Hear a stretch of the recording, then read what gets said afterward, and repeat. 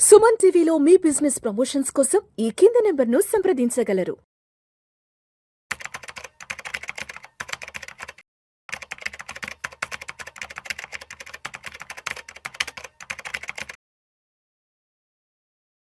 Welcome to Vishnu talks. Thank you అండి. So Giribabu గారు, last 5-6 ఇయర్స్గా మ్యూచువల్ ఫండ్స్ క్రియేట్ చేసిన బజ్ ఏంటో చూసాం. సో మ్యూచువల్ ఫండ్స్కి సంబంధించిన అవేర్నెస్, ఎడ్యుకేషను చాలా ఇక్కడ కూర్చొని మనం కూడా విపరీతంగా ఇచ్చాం. అవును. అండ్ పబ్లిక్ కూడా అదే స్థాయిలో మ్యూచువల్ ఫండ్ ఇన్వెస్ట్మెంట్స్ చేశారు అండ్ మంచి రిటర్న్స్ కూడా రాబట్టుకోగలిగారు. సో ఇదంతా ఇప్పుడు గతం అయిపోయింది. అంటే ఇదంతా ఇప్పుడు గతంలాగా మాట్లాడుకోవాలి. ఎందుకంటే ఈ మధ్య లాస్ట్ ఒక 6-7 months నుంచి మ్యూచువల్ ఫండ్కి ఆల్టర్నేటివ్గా మరొక కొత్త ఇన్వెస్ట్మెంట్ రెవెన్యూ వచ్చేసింది. తెలుసు కదా, SIF, స్పెషలైజ్డ్ ఇన్వెస్ట్మెంట్ ఫండ్. ఇక్కడ నుంచి ప్రతి ఒక్కరూ కూడా SIFలోకి ఎంటర్ కాబోతున్నారు. SIF కనుక పూర్తి స్థాయిలో మార్కెట్ని కనుక ఆక్యుపై చేసేస్తే మ్యూచువల్ ఫండ్ మార్కెట్ అనేది కంప్లీట్గా డౌన్ అయిపోతుంది. ఇక రాబోయేదంతా కూడా SIFకి సంబంధించినటువంటి వేవ్ కొనసాగబోతుంది అంటూ కూడా సోషల్ మీడియాలో విపరీతంగా ఆ బజ్కి సంబంధించినటువంటి వీడియోస్ వస్తున్నాయి. చాలా మంది వీడియోస్ క్రియేట్ చేస్తున్నారు, మాట్లాడుతున్నారు. కనుక అంటే నిజంగా SIF కనుక పూర్తి స్థాయిలో మార్కెట్లో ఆక్యుపెన్సీ కనుక చేస్తే మరి మ్యూచువల్ ఫండ్ ఇన్వెస్ట్మెంట్స్ అనేవి వెనక్కి అంటే మ్యూచువల్ ఫండ్ మార్కెట్ బజ్ తగ్గిపోతుంది అంటారా? ఏంటి అసలు SIFలో ఉన్న ప్రత్యేకత ఏంటి? ఎందుకు దీన్ని ఒక ఆల్టర్నేటివ్ ఇన్వెస్ట్మెంట్గా తీసుకోవచ్చు అంటారు మ్యూచువల్ ఫండ్స్తో కంపేర్ చేసుకుంటే? So what makes the difference? Okay, నేను కూడా చాలా చూశానండి. ఇంకా థంబ్నెయిల్స్ ఎలా పెడుతున్నారంటే ఇక మ్యూచువల్ ఫండ్స్ పని అయిపోయినట్టే, గల్లంతు ఇక మ్యూచువల్ ఫండ్స్ ఇక ఎవరు ఇన్వెస్ట్ చెయ్యరు, ఇక రాబోయే దశ అంతా కూడా SIFఏ, ఇంకా ఇది ఎక్సలెంట్ ఉంటుంది, ఇంకా డబ్బులు విపరీతంగా వచ్చేస్తాయి, ఇంకా SIFలో పెట్టుకుంటే డబ్బులు అనేలాగా చాలా మంది యూట్యూబర్స్ వీడియోస్ చేసి సొంత ఛానల్స్లో థంబ్నెయిల్స్ పెట్టుకొని ఇంకా మ్యూచువల్ ఫండ్ పని అయిపోయింది, ఇక అంతా SIF రాజ్యం వెళ్తుంది అన్నట్టుగా పెడుతున్నారు. బట్ ఇది 100% కరెక్ట్ కాదు. అంటే నేను తప్పు అనట్లేదు, అది 100% కరెక్ట్ కాదు కూడా. ఎందుకు అంటే యాక్చువల్గా మనం చాలా మంది ఫిక్స్డ్ డిపాజిట్ చేస్తాం బ్యాంక్లో, పోస్ట్ ఆఫీస్లో రికరింగ్ డిపాజిట్స్, MIS పథకాలు ఉంటాయి. వీటికంటే కొద్దిగా రిస్క్ లెవెల్ ఎక్కువ మ్యూచువల్ ఫండ్స్, రిటర్న్స్ కూడా ఎక్కువ వస్తాయి. ఇంకొంచెం నెక్స్ట్ లెవెల్కి వెళ్తే PMS, ఆ పై లెవెల్లో AIF. అంటే ఇక్కడ రిస్క్ లెవెల్ పెరిగిన కొద్దీ రిటర్న్స్ పెరుగుతుంటాయి అనే ఒక నోషన్ క్రియేట్ చేస్తూ ఉంటారు. ఇక్కడ నా పాయింట్ ఏంటంటే రిస్క్ ఇంక్రీజ్ చేసుకుంటే రిటర్న్స్ గ్యారంటీకి వస్తుందా? డెఫినెట్లీ రాదు. అంటే ఇప్పుడు మామూలుగా FD అనేది పోస్ట్ ఆఫీస్, బ్యాంకులో చేస్తే సేఫెస్ట్ ఇన్వెస్ట్మెంట్, డబ్బులు భద్రంగా ఉంటాయి, ఎక్కడికి పోవు ఉంటుంది. కొద్దిగా ఒక అడుగు ముందుకేసి మ్యూచువల్ ఫండ్స్ ఇన్వెస్ట్ చేస్తే కొద్దిగా రిస్క్ లెవెల్ పెరుగుద్ది, at the same time return potential కూడా పెరుగుతుంది. అంత మాత్రాన ఇక మ్యూచువల్ ఫండ్సే రాజ్యం వెళ్ళిపోతే FDలు ఎవరు చేయాలనేది కాదు కదా. FDస్కుండే విలువ ఎప్పటికీ ఉంటుంది. ఇంకా చెప్పాలంటే ఇండియాలో హైయెస్ట్ నెంబర్ ఆఫ్ ఉన్నాయి ఇన్వెస్ట్మెంట్స్ ఉన్నాయి FDలోనే. తర్వాతే FDస్ వచ్చి 250 లక్షల కోట్లు ఉంటే మ్యూచువల్ ఫండ్స్లో 70 లక్షల కోట్లు, అందులో ఈక్విటీ వచ్చేసి ఒక 30 లక్షల కోట్లు అయితే డెట్ 40 లక్షల కోట్లు ఇక్కడికి అయిపోయింది. దీని పైకి వచ్చేసి PMS ఎంత? 50 lakhs మినిమం ఇన్వెస్ట్మెంట్. అది direct investment into stock market through a demat account which is operated by the PMS organisation. అదొక లెవెల్. ఇక్కడ రిస్క్ పెరిగిందా direct stock market, return potential పెరుగుద్ది. అంత మాత్రాన ఇంకా మీకు PMSలో పెడితే డబ్బులు వచ్చేస్తాయి అని చెప్పేస్తున్నారు. తప్పు కదా అది. రిస్క్ పెరిగితే మాత్రం ఇమీడియట్లీ గ్యారంటీగా రిటర్న్స్ వస్తాయని ఎక్కడా ఉండదు. ఇంకా PMS తర్వాత AIF, అగైన్ 1 crore ఇన్వెస్ట్మెంట్, దాంట్లో ఉండే రిస్క్ దానికి ఉంటుంది. అగైన్ వాలటాలిటీ ఎక్కువ ఉంది. ఇక్కడ రిస్క్ అనే పదం వాడడంలో నా ఉద్దేశం ఏంటంటే వాలటాలిటీ అని అర్థం అది. ఓకే, సో సపోజ్ రిస్క్ పెంచుకుంటే రిటర్న్స్ రావు అన్నది ఒక ఎగ్జాంపుల్ చెప్తాను. ఇప్పుడు నార్మల్గా చాలా మంది మనీ లెండింగ్ చేస్తుంటారు రూరల్లో అక్కడిక్కడ. ఆ మనీ లెండింగ్ చేసినప్పుడు రిస్క్ చాలా ఎక్కువ ఉంటుందిగా. అంటే అంత మాత్రాన వాళ్ళకి ఎప్పుడు మనీ లెండింగ్లో 2 రూపాయల వడ్డీ, 3 రూపాయల వడ్డీ ఇస్తే డబ్బులు వచ్చేస్తూ ఉంటాయా? ఎగ్గొట్టే వాళ్ళు లేరా? బోల్డ్ మంది ఎగ్గొడతారు. నష్టపోయే వాళ్ళు చాలా మంది ఉన్నారు. ఆ తీసుకున్న వాడికంటే నష్టపోయిన వాళ్ళు బోల్డ్ మంది ఉన్నారు. అండ్ ఎవరిని అడిగినా సరే వడ్డీ వ్యాపారం అనేది చాలా నష్టంతో కూడుకున్నది, వద్దు అనే చెప్తూ ఉంటారు. మరి అక్కడ రిటర్న్ ఎక్కువ ఉంది కదా. అంటే రిస్క్ ఎక్కువ ఉంటే రిటర్న్ ఎక్కువ ఉన్నట్ట. ఇక ఆర్గనైజ్డ్ లెవెల్కి వద్దాం. ఇప్పుడు మీరు క్రిప్టో కరెన్సీ కానీ, లేకపోతే F&O ట్రేడింగ్ కానీ, లేకపోతే ఈ Dream11 లాంటివి కానీ, వీటన్నిటిలో రిస్క్ చాలా ఎక్కువ ఉంటుంది కదా. అంటే రిటర్న్స్ ఎక్కువ ఉంటాయనా? రిస్క్ ఎక్కువ ఉంటే రిటర్న్స్ ఎక్కువ ఉంటాయని ఎప్పుడూ అది మనం కన్ఫర్మ్ చేసుకోకూడదు. రిస్క్ ఎక్కువ అయితే రిటర్న్స్ ఎక్కువ రావచ్చు అనే ఒక నోషన్ మాత్రమే. అంత మాత్రం రిటర్న్ రావచ్చు, రిటర్న్ రాకపోవచ్చు కూడా.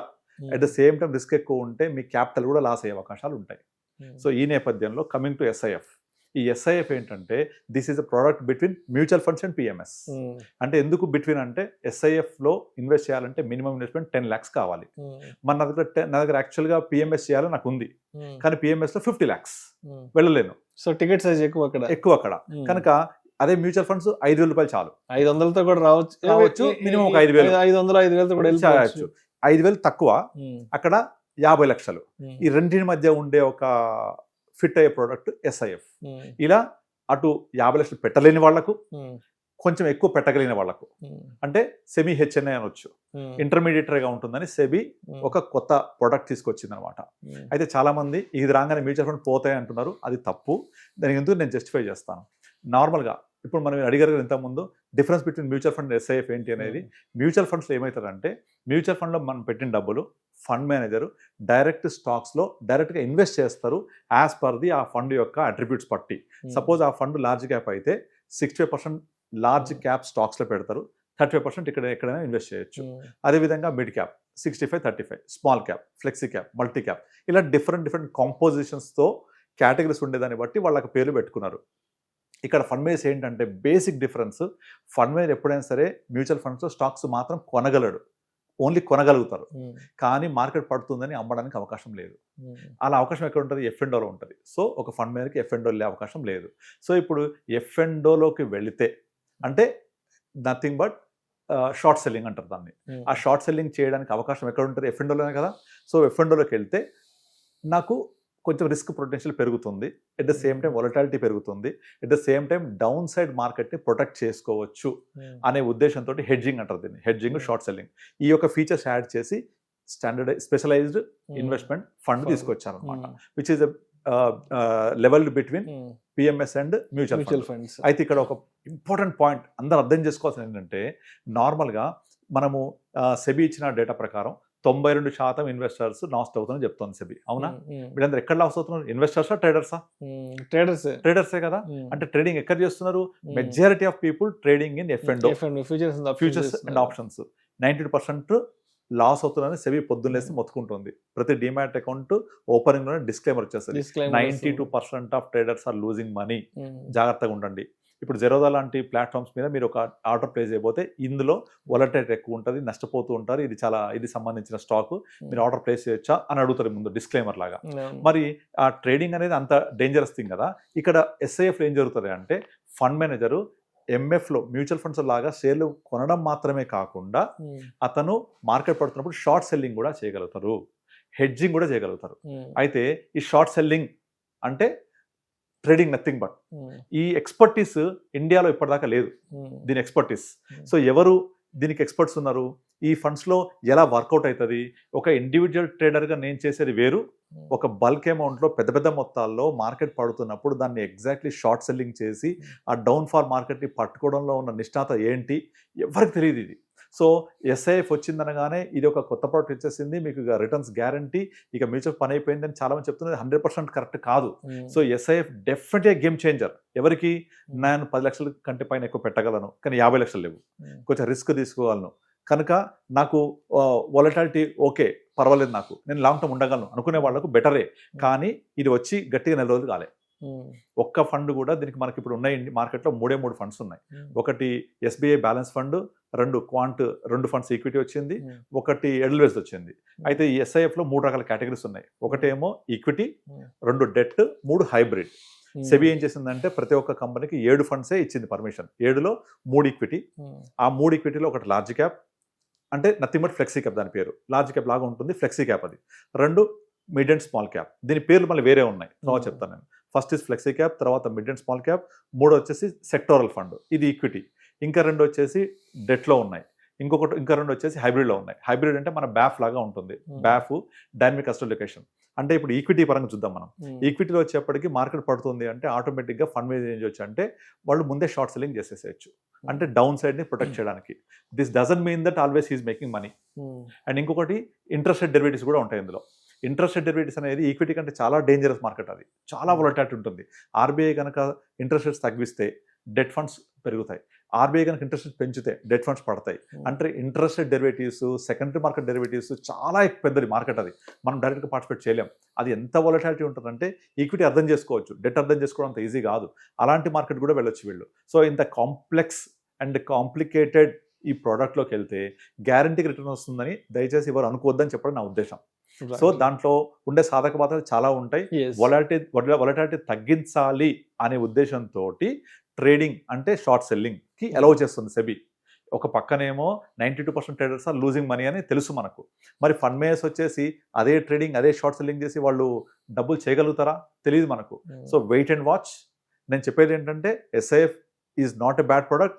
అలా అని ఎస్ఐఎఫ్ వచ్చేసింది కదా ఇక మొత్తం నేను వాళ్ళని పెట్టేస్తాను, మొత్తం పెట్టేసి డబ్బు సంపాదించేస్తాను, ఇంకా ఎస్ఐఎఫ్ వచ్చేసింది నాకు మ్యూచువల్ ఫండ్ వద్దు అని అందులో మొత్తం కన్విక్షన్తో దునకడం కూడా కరెక్ట్ కాదు. ఎందుకంటే వచ్చే 3 ఫండ్స్ ఇప్పటిదాకా క్వాంటివి 2 వాళ్ళు ఎలా ఉంటారో మనకు తెలుసు, విపరీతంగా ట్రేడింగ్ చేస్తారు.